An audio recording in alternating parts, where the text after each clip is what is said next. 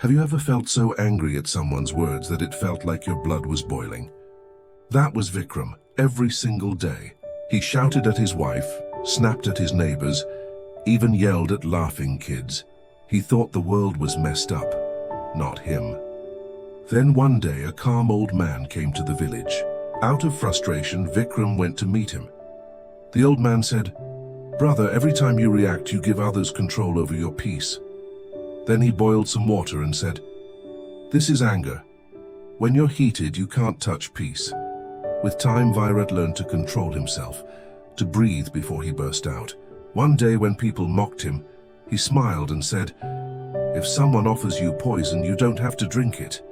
Remember, peace isn't silence outside, it's calm inside." Don't carry others' words in your heart. Stay peaceful, stay strong.